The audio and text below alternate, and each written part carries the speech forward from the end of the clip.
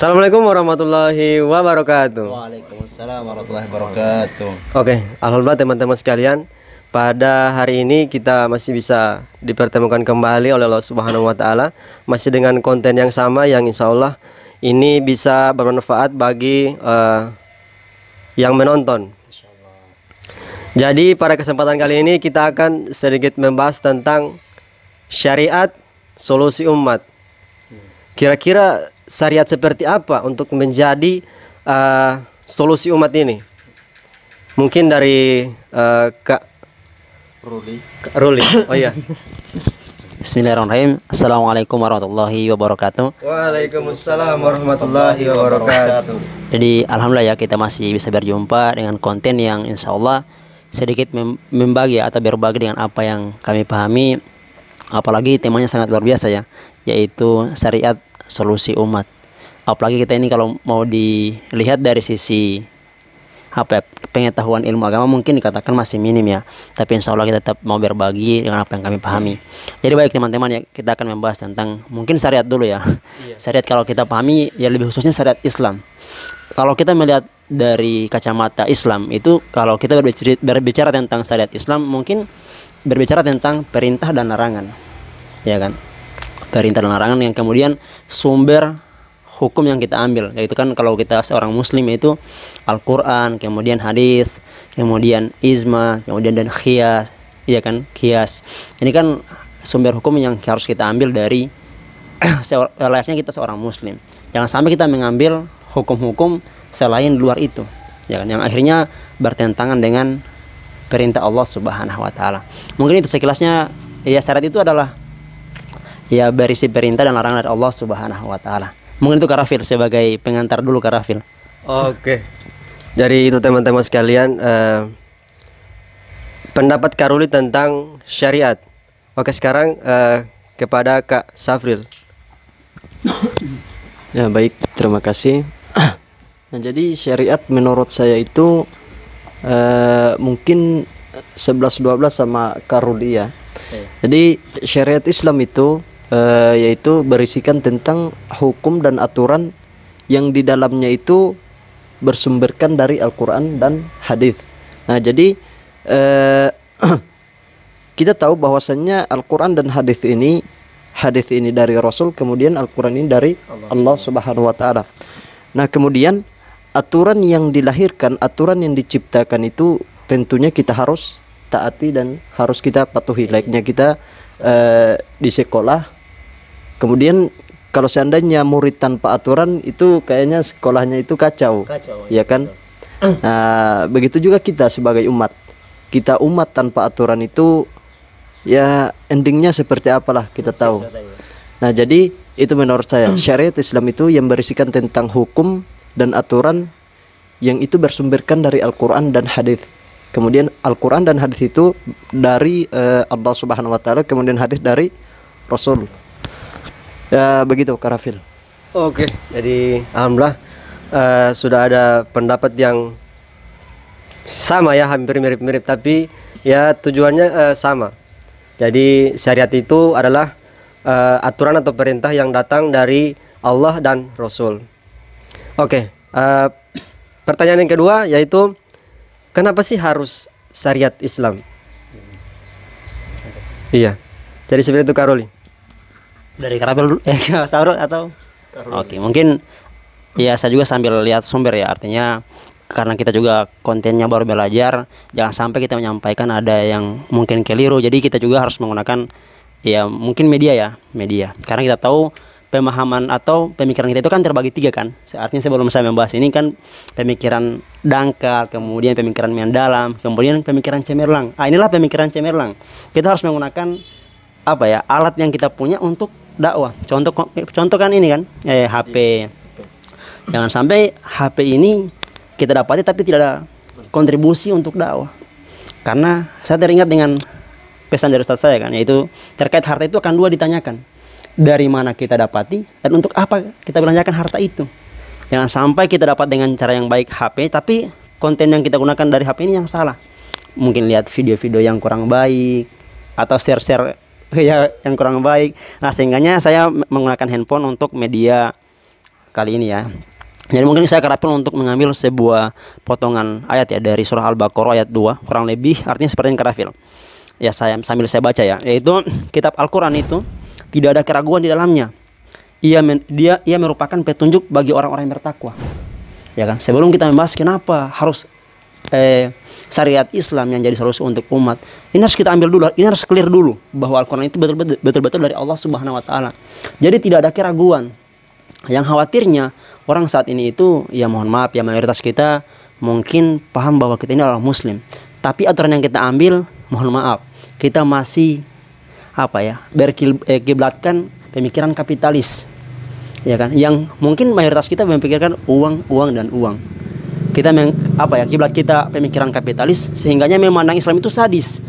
Contoh, mohon maaf, ketika ada larangan tidak bisa mengambil yang riba, ada yang bilang kan ini terlalu kaku NTP hidup, terlalu kaku kita punya hidup, tidak boleh tidak boleh berdua-duaan, bilang terlalu kaku. Masa muda itu nikmati, jangan terlalu kaku seperti ini. Baru boncengan sedikit kita dilarang oleh agama, artinya kita tidak boleh bersentuhan yang bukan mahram kan. Tapi menurut orang-orang yang benci Islam atau yang baru paham tentang Islam itu, menurut mereka itu sesuatu yang terlalu berlebihan. Iya kan, terlalu kaku kita dalam Islam. Jangan terlalu sadis lah. Ente terlalu biasa saja untuk ya belajar Islam, apalagi kita yang bukan background Islam, yang pasti kita diserang. Bagaimana syariat itu bisa solusi untuk umat? Contoh yang paling simpel Karafil ya. Kalau kita yang masih jomblo, itu pasti kita galaunya apa? Galaunya tidak punya pacar atau tidak punya pasangan, karena kita tahu bahwa ada larangan wala taqrabuz zina, jangan mendekati zina. Artinya apa? Jangan mendekati jurang. Karena kenapa? Suatu saat kita pasti akan tergelincir di jurang itu. Cuman karena kita ada kesombongan, ya tidak apa-apa ya. Lagian anak tidak suka pada dia. Ya kalau lagian anak tidak cinta ke dia. Kan hati ini tidak tahu bolak-balik. Akhirnya karena kita sombong mendekati jurang, akhirnya tiba-tiba di jurang. Nah, ini kita mungkin kalau kita sudah paham jangan mendekati zina, tapi kita galaunya tidak punya pasangan. Tapi ada juga yang punya pasangan Karafil. Galaunya apa? Karena istilahnya sekarang MBA, married by incident. Menikah gara-gara sudah ada kecelakaan. Iya, saya kira galau karena banyak pasangan. Iya, yang satunya ada galau gara-gara banyak pacar. Akhirnya ada yang menangis, mohon maaf, ada yang ingin dinikahi, ada yang sudah hamil karena tadi itu MBA, married by incident, menikah gara-gara kecelakaan. Ini kalau mereka tidak punya pemahaman Islam atau tidak menerapkan syariat Islam, mungkin mereka ya nikmati dulu. Akhirnya mau tidak mau kan harus nikah dipaksa. Karena sudah celaka 12 kalau menurut kami ya, celaka 12. Bahkan ada yang viral Karafil dan Kasapil. Baru-baru saya pernah lihat di media sosial, itu kejadian di Gor, ya kan, di Gor. Itu bahwa yang mana ada 2 orang pasangan, kemudian dipergoki oleh om-om. Tiba-tiba pacarnya ini lari, om-om ini yang menggunakan perempuan ini. Ini kan yang bahaya sekali. Akhirnya inilah menandakan bahwa ketika kita tidak menggunakan syariat, ini kan tidak tanggung jawab. Masa akhirnya ada yang punya statement di media seperti ini. Kalau tidak punya modal jangan bawa jangan dibawa dalam rumput-rumput. itu yang terjadi Kasapil dan Karafil. Itu udah viral di media. Akhirnya om-om yang mempergoki karena dilihat pacarnya sudah lari, om-om yang langsung turun tangan. Inilah kalau kita membiarkan syariat, kalau kita melalaikan syariat, padahal sudah dikatakan jangan mendekati zina. Akhirnya karena mereka sombong, ya mungkin karena belum juga punya ilmu dan bisa jadi juga sombong, itu akhirnya mereka melalaikan. Akhirnya terjerumus. Ini contoh terkecil, syariat itu penting, solusi untuk umat. Karena mohon maaf, pernah juga kita kan pernah di suatu sharing-sharing ilmu Karafil, Kasapil di suatu tempat, ketika kita mau tanya hijrah mereka tidak paham. Ini kan kasihan umat saat ini yang bernotabenenya Islam, kenapa tidak tahu kalimat hijrah? Iya kan? Bahkan mohon maaf, yang paling miris sekarang contoh, kita tidak tahu bagaimana cara masbuk. Iya kan, ada yang takut mau imam karena tidak tahu cara baca, tidak bisa baca doa. Bahkan yang paling parah apa? Masalah-masalah tentang khilafiyah. Contoh setelah sholat ada yang doa, ada yang tidak berdoa. Itu kan karena kita tidak membiarkan karena kita mengabaikan pemahaman syariat. Kan kadang juga itu membuat perpecahan di antara kita, ya kan? Nah, ini pentingnya teman-teman sekalian bahwa syariat itu sangat luar biasa. sangat menjaga umat saat ini. Itu contoh terkecil tadi itu, perempuan yang kasihan kan, om sudah gunakan kerafil. Coba kalau kita paham tentang syariat, pasti dia tidak mau diajak laki-laki yang tidak bertanggung jawab, iya kan? Memang dijemput dengan kepastian, bukan dengan penantian, janji-janji terus. Ya kalau dia punya pemahaman Islam, kalau di kan Islam kan wanita itu sangat dimuliakan kan, layaknya pakaian dijaga bagus-bagus. Itu kan parah sekali. Yang akan-akan ini ya pentingnya sekali syariat. Itu contoh terkecil. Belum kita apalagi bicara tentang skala terbesar. Skala terbesarnya ya level negara kan. Level negara yang lebih parah kan. Karena saya pernah mendengar karafil takasafil bahwa yang mana ternyata ada hukum-hukum yang mungkin secara individu mungkin bisa diterapkan, tapi secara bernegara itu sebenarnya kekuatannya di negara. Contoh apa? Ketika ketika ada kewajiban yang sholat 5 waktu dapat bantuan, pasti akan ramai masjid kan. Itu pentingnya power di negara. Tapi kalau kita secara pribadi, apalagi kita yang buat konten ini kan, kita tidak punya power. Ketika kita paksa orang sholat, pasti siapa kita kan. Itu pentingnya. Iya, sebenarnya itu skala sudah terbesar, tapi skala terkecilnya iya jangan lalaikanlah syariat, karena sangat menjaga kita. Karena saya itu teringat itu ya, berita itu sangat sadis dan sangat miris, karena ceweknya ditinggalkan, kemudian om-om yang memanfaatkan momen itu. Ini kan menandakan bahwa umat saat ini rusak, apalagi remaja saat ini. Mungkin kurang lebih seperti itu Kak Rafil. Oke. Jadi itu penjelasan dari Kak Ruli yang memang luar biasa. Insya Allah bermanfaat. Jadi sekarang untuk Kak Safril. Nah, baik, terima kasih. Apa pertanyaannya?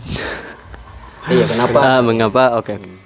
Nah, mengapa kita harus syariat Islam? Mungkin saya membahas sedikit dulu tentang sejarah runtuhnya syariat Islam, ya. Nah, jadi saat ini kaum Muslim itu kehilangan Islam yang menjadi sistem peradaban dari umat Islam. Ketiadaan pemimpin Islam itu diruntuhkan di Turki sebenarnya, ya, di Turki oleh Mustafa Kemal Atatürk pada tanggal 3 Maret 1924 Masehi. Nah, jadi runtuhnya pemimpin Islam ini menjadikan ikatan persatuan umat Muslim itu seketika pupus, sirna, musnah, ya. Kemudian kita di sini itu seperti umat Muslim yang sekarang ini kayaknya sudah tidak mau dan tidak bisa lagi menolong dirinya sendiri, kayak begitulah. Kemudian lagi yang lebih parahnya, kita itu sekarang umat Muslim sekarang itu lagi diadu domba, ya, lagi diadu domba. Dan agama Islam sekarang ini sudah menjadi, kayaknya bagi saya sudah menjadi agama ritual, ya semacam itulah. Islam itu sudah menjadi apa itu ya, agama ritual lah, cuma semata-mata ibadah ritual kita, ya begitulah. Islam itu hanya begitu ya, ibadah saja, ceramah kita di masjid saja, tidak usah di tempat lain, cuman sebatas, ya begitulah. Ya, jadi itu yang menggambarkan bahwasannya syariat kita itu sudah berapa tahun ya?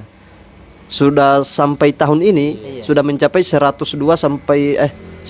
atau 103 tahun kita tanpa kepemimpinan Islam.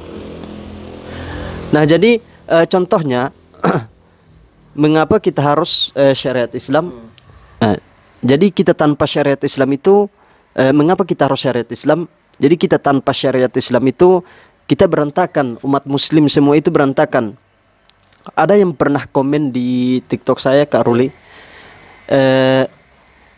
sekali-sekali contohkan di negara lain, jangan di negara kita sendiri. Oh, baik, saya contohkan di negara di luar Indonesia. Jadi saya punya contoh satu negara, atau mungkin 2 negara, 3 negara. Saya punya contoh di satu negara itu di Thailand. Yang kita tahu sekarang Thailand itu banyak banci, ya kan?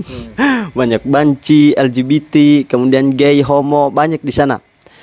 Dan itu merupakan satu bukti bahwa tanpa syariat Islam Thailand itu berantakan.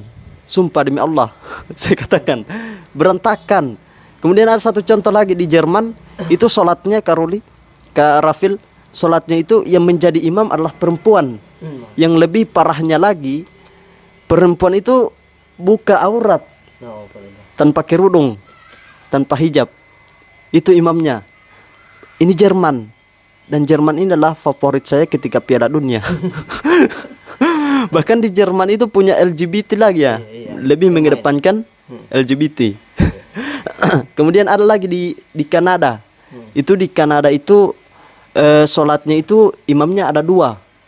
Imamnya ada dua. Satu kali. Satu kali sholat contoh asar itu imamnya ada dua. Perempuan sama laki-laki. Perempuan juga ya? Iya, perempuan sama laki-laki. Dan safnya itu, makmumnya itu berselang-seling, laki-laki perempuan, laki-laki perempuan, laki-laki perempuan. Ini baru-baru viral ini. Nah itu contoh di negara lain, belum di negara kita, ya. Dan saya sudah diwakilkan oleh Karoli tadi. Contoh di negara kita bagaimana, dari kepemimpinan Islam kita bagaimana. Nah jadi mengapa kita harus syariat Islam? Yaitu karena tanpa syariat Islam kita sebagai umat itu berantakan, apalagi anak mudanya. Ya, dan insya Allah kita tidak termasuk atau tidak mengikuti jejak kaumnya Nabi Musa alaihissalam. Jadi kaumnya Nabi Musa itu langsung dicekam oleh Allah dalam ayatnya, Quran surah Al-Baqarah ayat 85, A'udzubillahi minasyaitonirrajim, afatu'minuna biba'dil kitab wa takfuruna biba'd. Jadi kita itu hanya mengimani sebagian dalam kitab saja dan menolak sebagian yang lain. Nah, jadi kita kayak oh ini yang saya ambil yang menguntungkan saya, yang lain yang merugikan saya itu saya tidak mau ambil. Ya. Jadi jangan jadikan syariat Islam itu hanya sebagai makanan yang diletakkan di atas meja, yang hanya mau kita makan, yang kita ambil, yang selebihnya kita biarkan kemudian kita tinggalkan. Kita tidak mau ambil itu. Oke? Ya, jadi itu menurut saya mengapa kita harus mendirikan syariat Islam. Terima kasih. Oke, Masya Allah, jawaban dari masing-masing kakak-kakak ini yang sangat luar biasa ya. Insya Allah bisa bermanfaat bagi kita semua. Dan ya itu pasti sangat pentingnya syariat Islam itu di kehidupan kita, karena syariat Islam itu yang mengatur kehidupannya kita, dari bangun tidur sampai tidur lagi, dari kita untuk beribadah ya sampai kita pulang kepada Allah, itu adalah syariat yang mengatur kehidupan kita. Jadi ya meskipun di sebagian banyak orang itu belum mendirikan syariat, ya minimal kita pribadi ya harus mendirikan syariat juga. Jadi pada kesempatan kali ini mungkin hanya itu yang bisa kami berbagi kepada teman-teman sekalian. Insya Allah ini bisa bermanfaat, dan insya Allah kita akan bertemu lagi di kesempatan dan lain-lain waktu. Insya Allah semoga bermanfaat. Sekian dari kami teman-teman sekalian. Assalamualaikum warahmatullahi wabarakatuh. Waalaikumsalam warahmatullahi wabarakatuh.